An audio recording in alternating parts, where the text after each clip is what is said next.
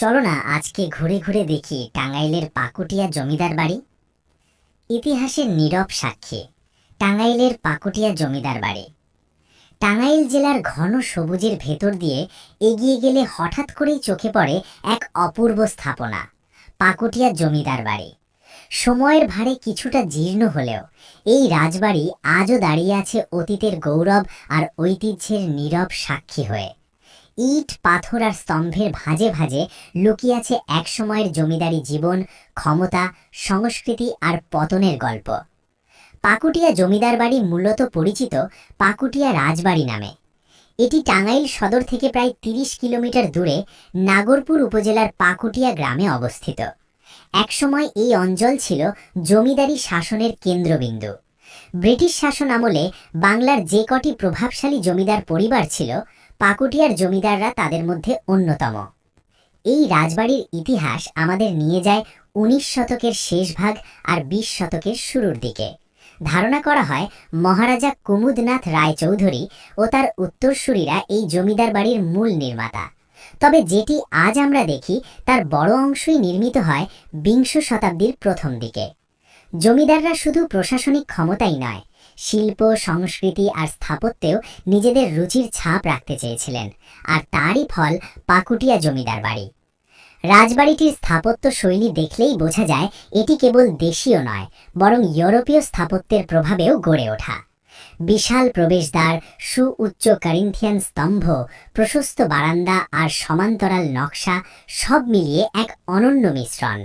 সামনে দাঁড়ালে মনে হয় যেন বাংলার গ্রামাঞ্চলে হঠাৎ করে ইউরোপের কোনো প্রাসাদ এসে দাঁড়িয়েছে।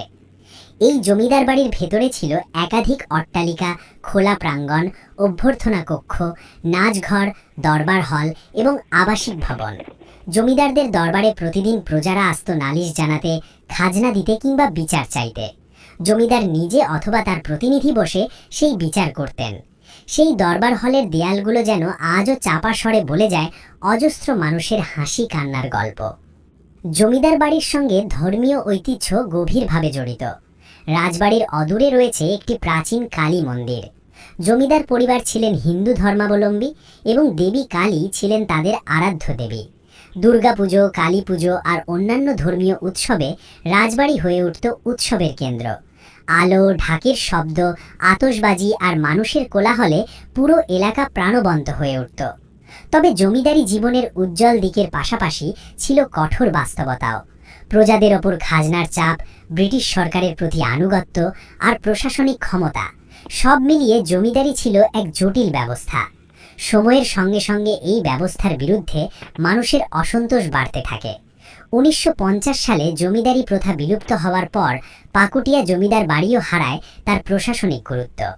জমিদারি প্রথা বিলুপ্তির পর রাজবাড়ির ভাগ্য বদলে যায়। বিশাল এই স্থাপনা রক্ষণাবেক্ষণের অভাবে ধীরে ধীরে জীর্ণ হতে থাকে।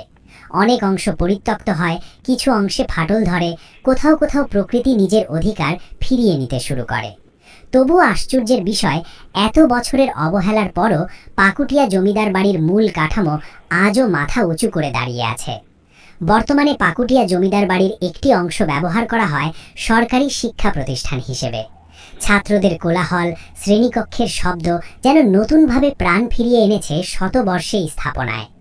ইতিহাসের দেয়ালের ভেতর দিয়ে প্রতিদিন হেঁটে যায় নতুন প্রজন্ম, যারা হয়তো জানেই না তারা প্রতিদিন ইতিহাসের বুকের ওপর দিয়েই হেঁটে যাচ্ছে।